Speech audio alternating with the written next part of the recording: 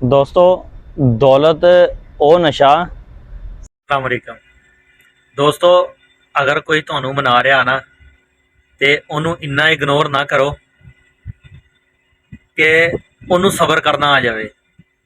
ਜਿਸ ਦਿਨ ਉਹਨੂੰ ਸਬਰ ਕਰਨਾ ਆ ਗਿਆ ਨਾ, ਇਸ ਤਰ੍ਹਾਂ ਨਾ ਹੋਵੇ ਕਿ ਫਿਰ ਤੁਸੀਂ ਉਹਨੂੰ ਮਨਾਵੋ ਤੇ ਫਿਰ ਉਹ ਨਾ ਮੰਨੇ ਕਿ ਕਿਤੇ ਬਹੁਤ ਦੇਰ ਹੀ ਨਾ ਹੋ ਜਾਵੇ। ਇੰਨਾ ਤੰਗ ਵੀ ਨਹੀਂ ਕਿਸੇ ਨੂੰ ਕਰਨਾ ਚਾਹੀਦਾ। ਹਾਂ ਮੰਨਦਾ ਯਾਰ, ਯਾਰਾਂ ਬੇਲੀਆਂ ਦੇ ਵਿੱਚ ਗੱਲਾਂ ਹੋ ਜਾਂਦੀਆਂ। ਇਹਦਾ ਮਤਲਬ ਇਹ ਨਹੀਂ ਕਿ ਹੁਣ ਅਗਲੇ ਬੰਦੇ ਨੂੰ ਬਿਲਕੁਲ ਇਗਨੋਰ ਕਰ ਦਿਓ, ਬਿਲਕੁਲ ਹੀ ਉਹਨੂੰ ਪਿੱਛੇ ਛੱਡ।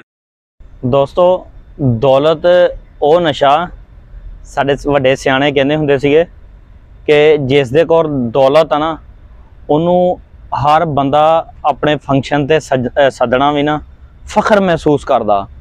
ਜਿਸ ਦੇ ਕੋਲ ਪੈਸਾ ਨਹੀਂ ਨਾ ਹੈਗਾ, ਮੰਨ ਲਓ ਦੌਲਤ ਨਹੀਂ ਹੈਗੀ, ਉਸ ਬੰਦੇ ਨੂੰ ਕੋਈ ਸੱਦਣਾ ਤਾਂ ਇੱਕ ਪਾਸੇ, ਉਹਨੂੰ ਸਲਾਮ ਲੈਣਾ ਵੀ ਪਸੰਦ ਨਹੀਂ ਕਰਦਾ। ਮਤਲਬ ਹਰ ਚੀਜ਼ ਪੈਸੇ ਲਿਆ ਗਿਆ, ਇਨਸਾਨ ਦੀ ਕਿਸੇ ਪਾਸੇ ਕੋਈ ਅਹਿਮੀਅਤ ਨਹੀਂ ਹੈਗੀ। ਦੇਖੋ ਅਗਰ ਤੁਹਾਡੇ ਕੋਲ ਪੈਸਾ ਹੈਗਾ ਨਾ, ਤੁਹਾਡੇ ਭਰਾ, ਤੁਹਾਡੇ ਰਿਸ਼ਤੇਦਾਰ, ਤੁਹਾਡੇ ਯਾਨੀ ਕਿ ਜਿੰਨੇ ਵੀ ਅਜ਼ੀਜ਼ ਆ ਨਾ, ਉਹ ਸਭ ਤੁਹਾਨੂੰ ਸਲਾਮ ਕਰਨਗੇ। ਤੇ ਜਿਸ ਵੀ ਮਹਿਫਲ 'ਚ ਬਹਿਣਗੇ ਨਾ, ਕਹਿਣਗੇ ਯਾਰ ਉਹ ਫਲਾਣਾ ਜਿਹੜਾ ਨਾ, ਉਹ ਮੇਰਾ, ਉਹ ਸਾਡਾ ਫਲਾਂ ਰਿਸ਼ਤੇਦਾਰ ਆ, ਉਹ ਜਿਹੜਾ ਹੈਗਾ ਨਾ, ਯਾਨੀ ਕਿ ਨਾਮ ਲੈ ਕੇ ਕਹਿਣਗੇ ਉਹ ਮੇਰਾ ਫਲਾਂ ਰਿਸ਼ਤੇਦਾਰ ਲੱਗਦਾ। ਅਗਰ ਕੋਈ ਤੁਹਾਡੇ ਤੇ ਬੁਰਾ ਵਕਤ ਆ ਗਿਆ ਨਾ, ਕਸਮ ਖੁਦਾ ਦੀ ਕਿ ਨਾਮ ਲੈਣਾ ਤੇ ਇੱਕ ਪਾਸੇ, ਤੁਹਾਨੂੰ ਦੇਖ ਕੇ ਨਾ ਰਸਤਾ ਬਦਲ ਜਾਣਗੇ।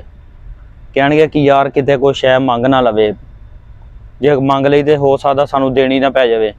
ਇਸ ਤੋਂ ਮੱਥੇ ਹੀ ਨਹੀਂ ਲੱਗਦੇ। ਬਾਕੀ ਮੈਂ ਸਮਝਦਾ ਕਿ ਸਿਆਣਿਆਂ ਦੀਆਂ ਕਹੀ ਹੋਈ ਕੋਈ ਵੀ ਗੱਲ ਜਿਹੜੀ ਹੈ ਨਾ, ਕਦੀ ਗਲਤ ਨਹੀਂ ਹੁੰਦੀ।